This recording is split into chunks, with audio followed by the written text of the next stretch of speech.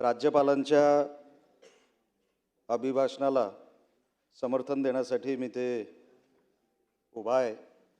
आपण मला संधी दिली त्याबद्दल मी परत एकदा आपला आभार व्यक्त करतो। राज्यपालांच्या अभिभाषणामध्ये अध्यक्ष महोदय असे अनेक मुद्दे आहेत, त्याच्यामध्ये सातत्याने या सभागृहामध्ये जेव्हापासून अभिभाषणावर चर्चा होते तेव्हापासून मी ऐकतोय अनेक करार जे काही झाले त्याच्यामध्ये उल्लेख डावोसचा झाला। काही त्या बाकांवर काही म्हणजे एका सदस्यांनी ते डावोस म्हणत होते की डिवोर्स म्हणत होते, मला काही लक्षात आलेलं नाही, पण डावोसवर आणि त्या MOU मध्ये झालेल्या त्या सगळ्या ॲग्रीमेंटमध्ये अनेक ॲग्रीमेंट या त्याचा उल्लेख या अभिभाषणामध्ये आहे। इंडियन मॅरिटाईम वीकमध्ये जे 2025 मध्ये झालं त्याच्यामध्ये 56,000 करोडचे MOU साईन झालेले आहेत। मी सगळ्याच MOUचा उल्लेख करणार नाही, त्याच्यामध्ये MIDC खातं पण आहे। खरं तर राज्यपालांचं अभिभाषण हे पुढची दिशा देत असतं, तसंच बजेट पण असतं। जे डायरेक्ट आपला सरकार कुठल्या डायरेक्शनने जाणार ते डायरेक्शन देण्याचं काम राज्यपालांचं अभिभाषण करत असतं। सगळ्याच विषयांवर स्पर्श करण्याचं काम महामहिम राज्यपालांनी केलेलं आहे, त्याबद्दल मी त्यांचं जाहीर कौतुक देखील करतो। त्याच्यामध्ये 30 लाख करोडचे MOU साईन झालेले आहेत, डावोसमध्ये ह्याचाही उल्लेख झाला, त्याच्यावरती खिल्ली उडवली गेली। मला कळत नाही अध्यक्ष महोदय, डावोसमध्ये काही मंत्री आजच गेले किंवा ह्या सरकारमध्येच गेले, ह्याच्या अगोदर कोण मंत्री गेलेच नाहीत डावोसमध्ये।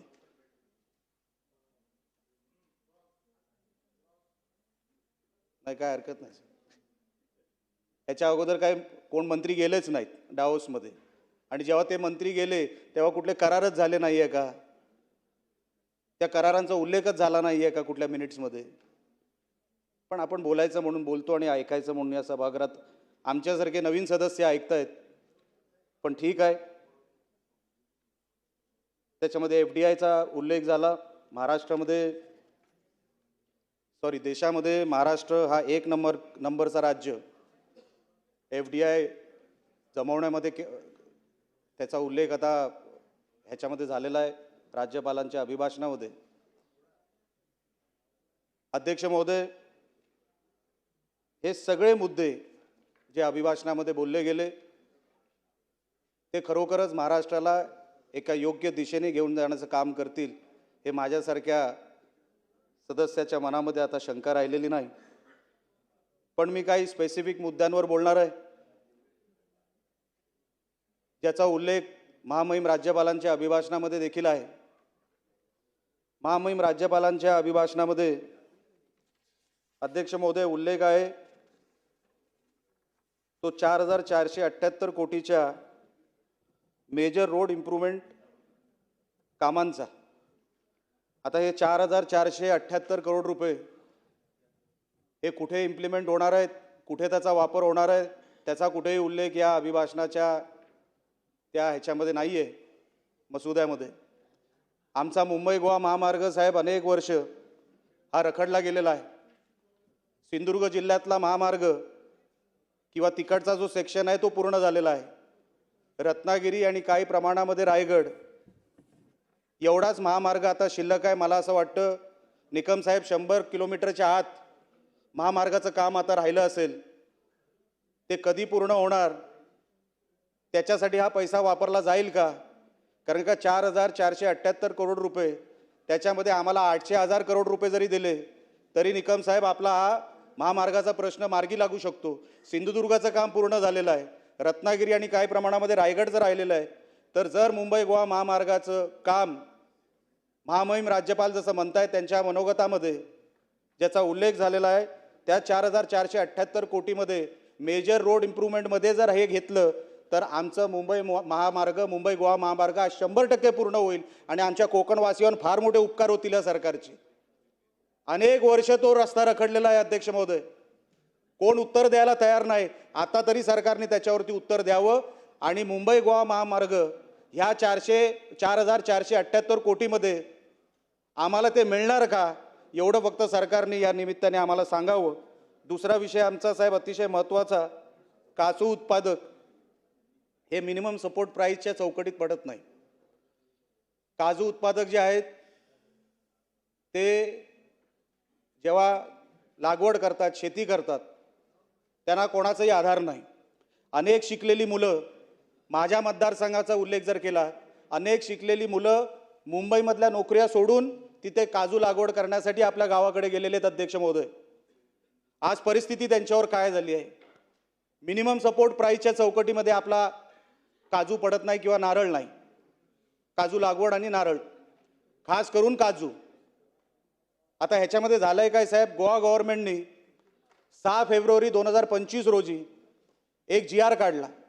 बाजूला महाराष्ट्र, आमच्या जिल्ह्याला लागून गोवा राज्य आहे, तिथे अशोर्ड प्राईस म्हणून, मिनिमम सपोर्ट प्राईस नाही, अशोर्ड प्राईस म्हणून साहेब तिथे 170 रुपये रॉ काजूला देण्याचं मंजूर केलेलं आहे पर kg. म्हणजे जिथे 120 रुपयेमध्ये जर समजा मार्केट भाव थांबला तर वरचे 50 रुपये देण्याचं काम हे गोवा गव्हर्नमेंट करतं. हे 2025 पासून चालू केलेलं आहे. आणि आजचा जो काजू उत्पादक आहे माझ्या जिल्ह्यामध्ये, कदाचित रत्नागिरी जिल्ह्यामध्ये पण तीच परिस्थिती असावी साहेब. काजू उत्पादक हा पूर्णपणे रसातळाला गेलेला आहे, बर्बाद झाली काजूची लागवड. आता जे हवामान बदललं अध्यक्ष महोदय, त्याच्यामध्ये काजू हा शून्यावर गेला. काजू उत्पादक शेतकरी बर्बाद झाला.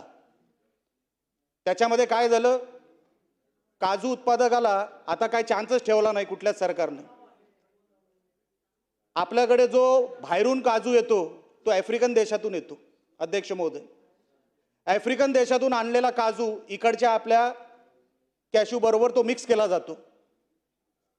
164 देशांनी GI मानांकन दिलंय साहेब कोकणातल्या काजूसाठी, 164 देशांनी. तरी इकडे आपला काजू आफ्रिकन काजूंबरोबर मिक्स केला जातो, बाजारभाव तुटतो. विषय काय झाला, 2010 पर्यंत काजूवर ड्युटी 18% होती, आज ती 2.5% आली आहे. बाहेरचा जो काय एक्सपोर्टचा माल आपल्याकडे मिक्सिंगसाठी आला, काजू उत्पादक साहेब शून्यावर गेला, 0वर गेला. त्याच्याकडे आता काय नाही शिल्लक राहिलं. सरकारकडे पण मागून काय करणार. ती किमान माझी विनंती अशी आहे अध्यक्ष महोदय, ती जी ड्युटी आपण लावली ती किमान 20% पर्यंत घेऊन जा. म्हणजे आपला जो स्थानिक काजू उत्पादक आहे त्याला कुठेतरी श्वास घ्यायला कुठेतरी जागा मिळेल, कुठेतरी तो आपली शेती करू शकेल.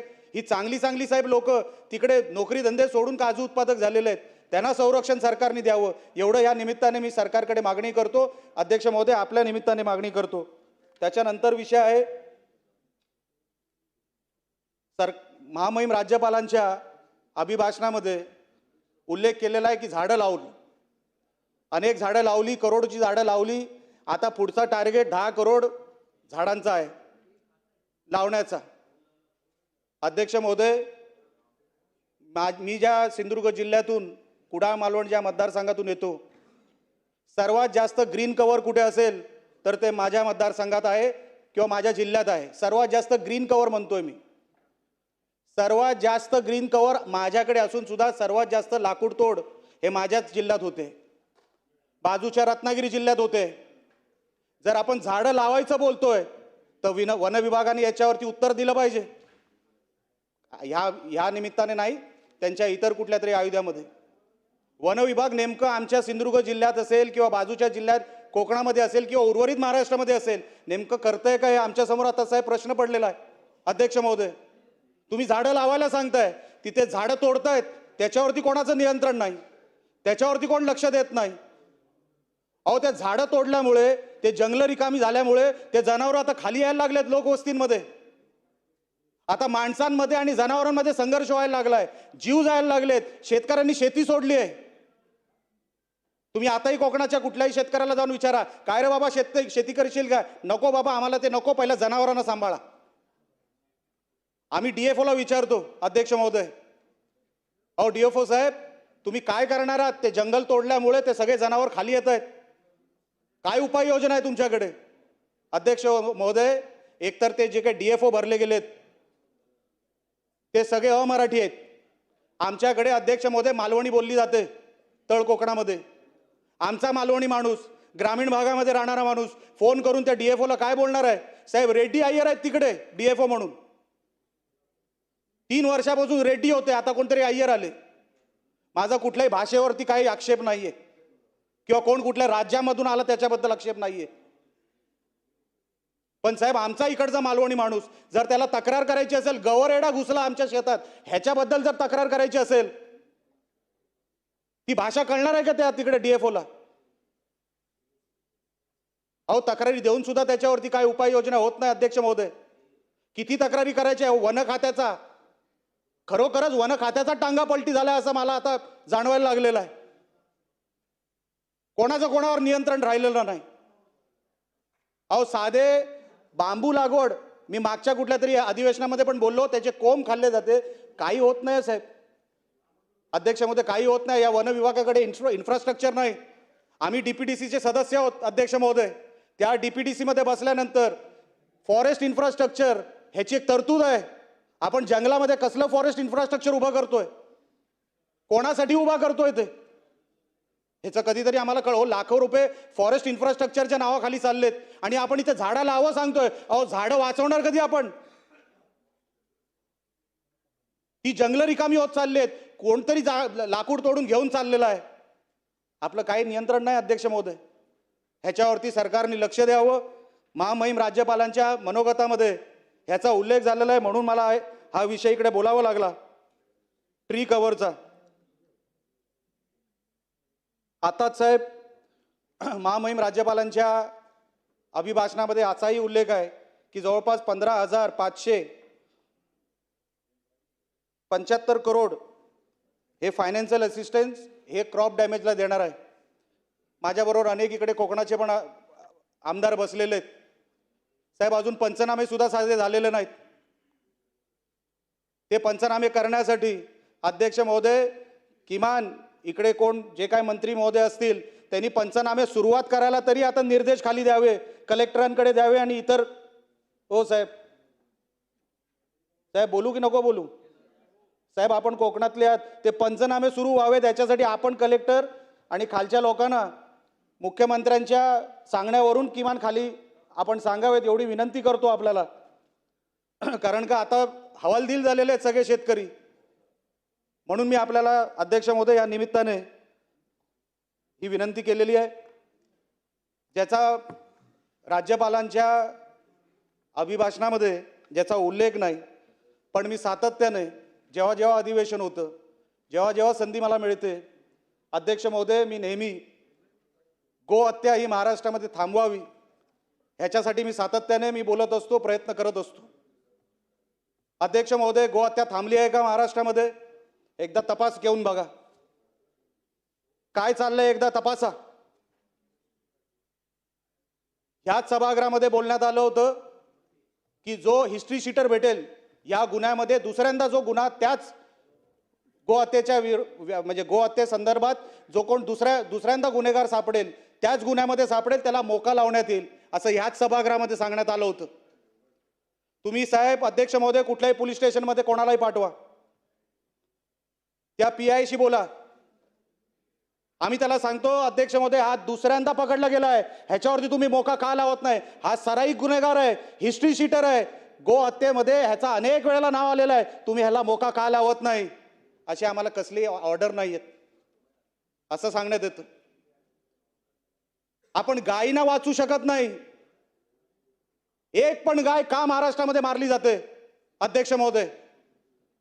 आणि किती वेळा आम्ही सभागृहामध्ये बोलायचं, ओ मोका लावला जाणार असं ह्याच सभागृहामध्ये सांगितलं गेलं, मग का लागला जात नाही? एक तरी नाव जाहीर करावं सरकारने की ह्या गुन्हेगारावर हा गो हत्ये बंदीमध्ये गो हत्येच्या ह्या केसमध्ये हा पकडला गेला आणि ह्याच्यावर आम्ही मोका लावला असा एक आरोपी या सभागृहामध्ये तुम्ही जाहीर करावा. माझी विनंती आहे सभागृहाला. आपण साहेब असं करणं योग्य नाही. हे सगळे गोरक्षक, हे जे आपली जीवाची बाजी लावून जे रस्त्यावर उभे असतात त्यांच्यावरती खटले काढले जातात, त्यांच्यावरती खटले आणले जातात आणि ते केसेसमध्ये अडकले जातात. साहेब माझी विनंती आहे सरकारला. अध्यक्ष महोदय, ह्याच्यावरती मोका तुम्ही लावला, पण ते खाली पोलीस स्टेशनला माहीत नाही, ACP DCPला माहीत नाही. अहो इथे गोळी मारली जाते कोणाच्या तरी बिल्डिंगवर, त्या रोहित शेट्टीच्या त्या इमारतीवर बिल्डिंगवर गोळी मारली गेली, त्याचं प्रोटेक्शन बघा साहेब किती आहे. तुम्ही JVPDच्या त्या रस्त्याने जा, त्या रोहित शेट्टीच्या बिल्डिंगवर गोळी मारली गेली आणि रस्ता जाम होतो संध्याकाळी, इतके बॅरिकेड लावून ठेवले तिकडे. अहो रोहित शेट्टीचा जीव महत्वाचा आहे, आमच्या गायींचा नाहीये. ही कुठली पद्धत आहे? अहो जाऊन प्रोटेक्शन बघा त्याला किती दिलेलं आहे, द्या प्रोटेक्शन, माझी काय हरकत नाही. पण एका बाजूला आपण सभागृहामध्ये जाहीर केलेलं आहे की या बाबतीमध्ये मोका कायदा लावला जाईल. मग तो लावला का जात नाही? अजूनपर्यंत किती मोकाच्या अंतर्गत या किती लोकांना घेतले गेले, त्यांच्यावर त्या केसेस झाल्या, एकदा सभागृहामध्ये होऊन जाऊ द्या, मी विनंती करणार आहे. आणि शेवटचा मुद्दा म्हणजे ड्रग्सचा. अध्यक्ष महोदय, मी ज्या सिंधुदुर्ग जिल्ह्यातून येतो, आम्ही गोवा राज्याच्या बॉर्डरवर आहोत. डुप्लिकेट दारू जी बनते ती गोवा राज्यात बनत नाही साहेब, ती सिंधुदुर्ग जिल्ह्यात बनते. जे ड्रग्ज येतात आमच्याकडे, जे 2-3 मार्ग आहेत जिल्ह्यामध्ये घुसायचे, त्या तिथूनच घुसतात साहेब महाराष्ट्रामध्ये. आपल्याकडे ड्रग्सच्या बाबतीत आपण सांगतो हा देशामध्ये प्रॉब्लेम आहे. मागच्या कुठल्या तरी एका मी ह्याच्यामध्ये ऐकलं होतं की हा देशामधला प्रॉब्लेम आहे आणि म्हणून आपण त्याच्यावरती उपाययोजना शोधतोय. म्हणजे हे ही सगळी जी काय तरुण पिढी आपली सगळी वाया गेल्या. हो सिंधुदुर्गामध्ये किती केसेस ड्रग्ज ओव्हरडोसमध्ये, तरुण 21-22 वर्षाची पोरं मेली ड्रग्ज ओव्हरडोसमध्ये. आता गोवा राज्यामध्ये कुठली पार्टी बंद होते, ती कुठेतरी आतमध्ये घुसवले जातात ड्रग्ज आणि तिथून मग परत पार्टी असताना तिथे परत पाठवले जातात. आम्ही जेव्हा तिकडच्या SP ना सांगतो की साहेब आपण काय करताय, नुसते रेड कसले मारताय? अहो रेड तुम्ही अमुकावर माराल, पण त्याच्या मागचा ट्रेल शोधला पाहिजे तुम्ही. ते ड्रग्ज आलं कुठून, त्याचं पेमेंट केलं कोणी? नुसतं एकाच्या घरात ड्रग्ज सापडले. आता साहेब त्यांनी पद्धत बदलली, आता ते काळे निग्रो वगैरे आता येत नाही ड्रग्ज घेऊन कुठल्या राज्यामध्ये.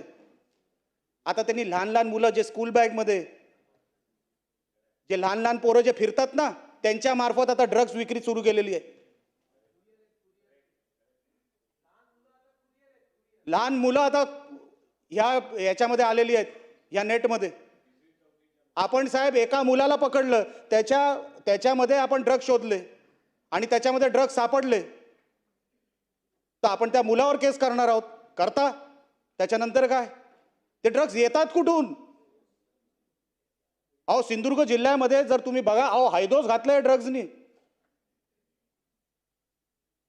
आता आमची सगळी पिढी आता गोवा बाजूला असल्यामुळे संध्याकाळी काय करणार? चला गोव्याला, संपला विषय.